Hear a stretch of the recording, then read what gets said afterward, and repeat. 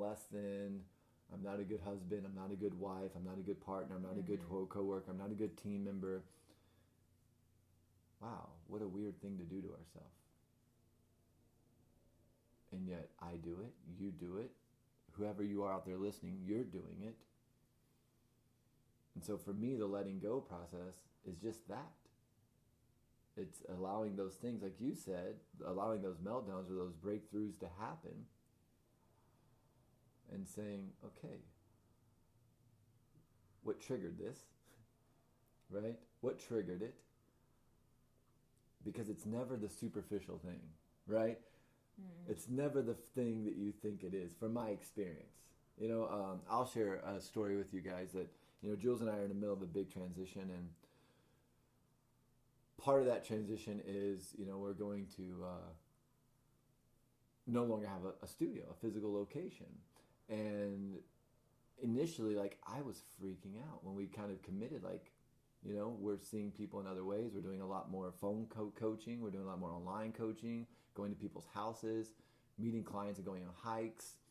And so having the overhead, it just financially doesn't make sense anymore. We've kind of evolved as coaches and what we do, and we don't need a space for our but there's a part of me that started freaking out and going absolutely panicked about it. And the world's over come January. Yeah. It might as well have been an H-bomb being dropped on Oceanside because shit's done. Yeah. I've ruined my entire life. Right? And then it took me 2 or 3 days. Then I finally, after having a powerful conversation with John, I realized, oh, this isn't about leaving my space. This was about, there was a 3 or 4 year period of my life where I got uprooted a lot. We moved a lot. And so 9, 10, 11, 12-year-old Billy, 13-year-old Billy is just, he's afraid. You're moving again, guy. Yeah. I don't want to move. No, this is comfortable. I'm happy here. Yeah. I don't want to make new friends. I don't want to go on this adventure. I don't want to have to redo our business plan. I don't want to. And once I was able to realize it wasn't about anything to do with my business, it had everything to do with the different part of me that just needed to express that fear, then I was able to go in there and say, hey, 12-year-old Billy, I get it, man. I get it. But I want you to know you're safe right now. Mm-hmm. And the decision that I'm making is going to benefit both of us. I'm not leaving you, buddy. I'm not abandoning you. We're actually growing right now, and I want you to be a part of this. I want you to come with me. Mm-hmm. I'm taking you with me. I'm not leaving you.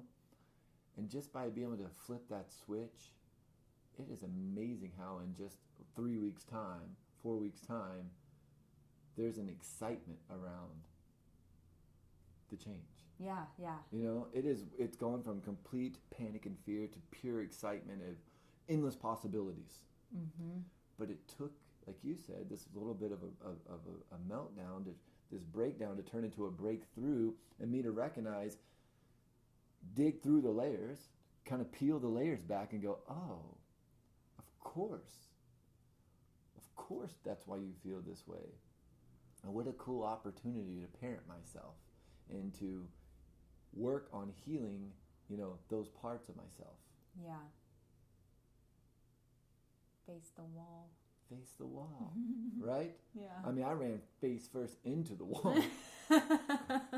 and when we do that, instead of suppressing it and saying oh, I need to toughen up and I need to be positive and I'm going to tell all the positive things, those things weren't working. It wasn't working to be just simply positive and don't worry, so many good things could happen. I was even writing in my list, here are all the things that could happen. I did my mala beads. I did 108 positive what ifs, and it helped calm me down, honestly, but it didn't take away the underlying fear. Mm-hmm. And it was until I actually allowed that underlying fear to come all the way up, sit with it, look it face to face, and go, what's this really about? Yeah. Then I was able to let it go. Yeah. I was able to find the resolve. Because you were able to parent that part of yourself that needs to be heard. That's right. Basically. That part of yourself that's crying out we mistake maybe for, oh, just these negative emotions. It's really an aspect of you that's was reaching out for attention and love, and it was as simple as parenting yourself. That's right. Which is it's And literally, I parented myself. Yeah. Literally, I mean, I took myself on a date. You know, I did. I recognized like I was having a really rough day, being alone here without you. You're massaging 6 or 7, whatever you're doing, 6 or 7 hours. I recognized like I can't be alone right now. I am so sad and depressed and panicked that the longer I sit in here, even though our house is so full of comfort and love for me, I needed to get out. And I realized I needed to take 12-year-old Billy on a date. So I said, 12-year-old Billy, what do you love? I love donuts. I said, cool, I love donuts too. Let's go get you a donut, homie. Right? And we got a donut and we got a coffee and we did one of the favorite things we love to do. We went swimming. Right? And so literally when you can parent yourself mentally and have those conversations, but you can also go a step further and actually parent yourself physically. Right? Yeah. And recognize like what does that part of you really need? And maybe it's just saying words back. Maybe there's words 12-year-old Billy needed to hear. But I think that those actions of like letting him know like, hey, let me actually show you that you're safe. Let me actually show you that I hear you. Right? Let me go a step further than having a conversation and create this experience again of you knowing like we're together on this. I'm not abandoning you again. I'm not leaving you behind. I'm here with you, buddy. Yeah. Right? And went out and did 3 of my favorite things. Coffee, donut, and I got an awesome swim. And it was amazing how that flipped. And suddenly, instead of becoming 2, we became 1 again. And there was that integration that happened. And now it's like, I've got this dude, I got 12-year-old me on my side.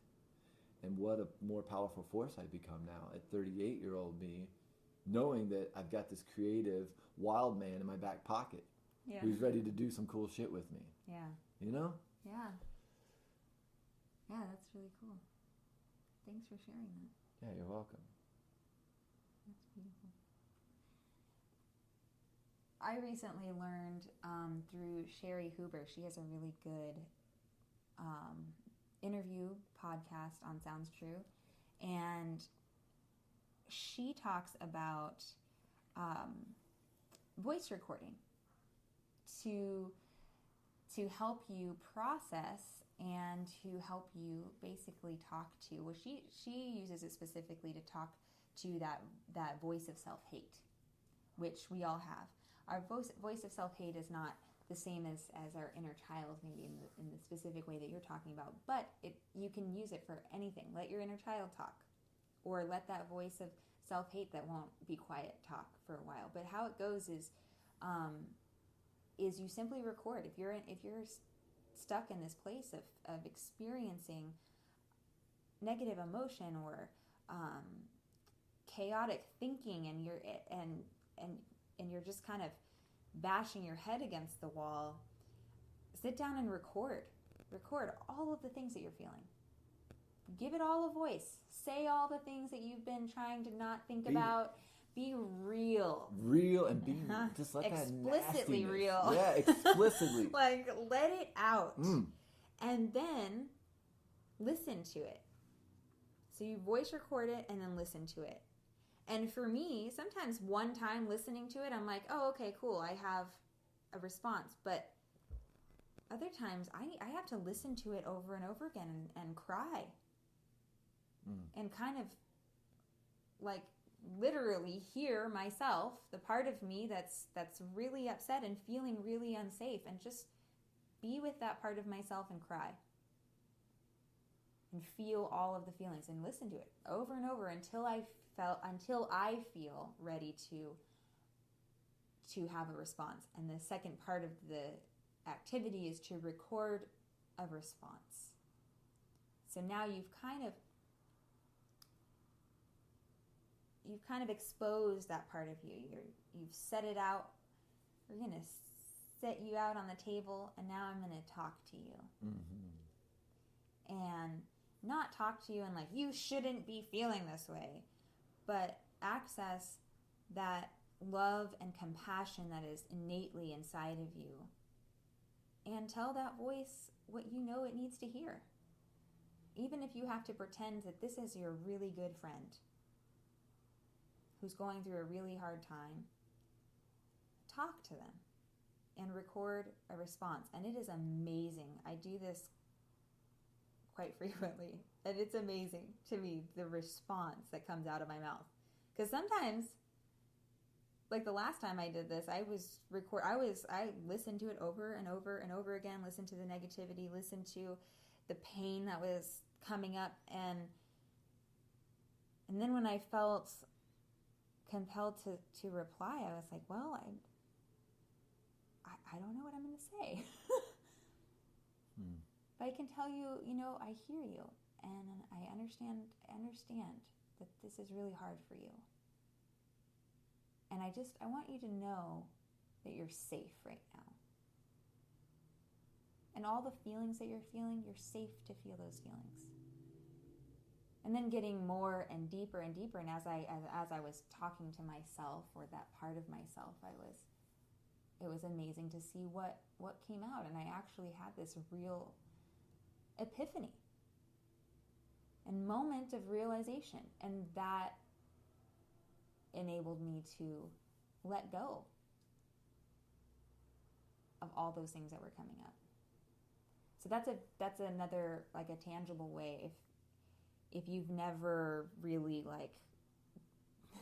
been in the habit of talking to yourself or talking to specific parts of yourself. I think we all talk to ourselves, but talking to, addressing specific parts of ourselves, whether it's the voice of self-hate or if it's an aspect of our inner child. I think that's a really tangible method. And for me, it's worked wonders. I love it. Yeah, thanks for sharing. It's powerful stuff. And so if we were to start wrapping this up here and come to some sort of conclusion, can we, in one or two sentences, say what our experience of letting go is? Our experience of letting go is...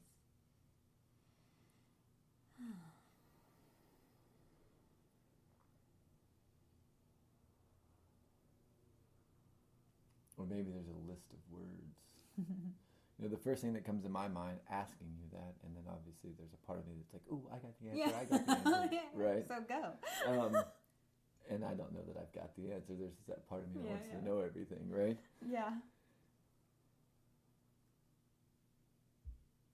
Is letting go as an ongoing process. Absolutely. Going back to the idea or the point that you were making about wanting there to be an end point, letting go is an ongoing process. I find myself letting go all day long. Mm-hmm. All day long. In various, driving in my car, getting angry at someone, being able to recognize the anger, giving myself the voice, hey, that person put me in harm's way. I have a right to be angry. And then letting it go, right? All day long I'm acknowledging and letting go, acknowledging and letting go, acknowledging, right? And I think that's a huge key in letting go, is the acknowledgement of the pain or the frustration or whatever it is. But the genuine acknowledgement of it. Right. The genuine acknowledgement of it. Because otherwise you're just getting over it, or you're putting a mask on it with positive thinking and affirmations. Yeah, or you're stuffing it down. Yeah. Like a jack in the box. Yeah. But just like a jack in the box, that thing is ticking.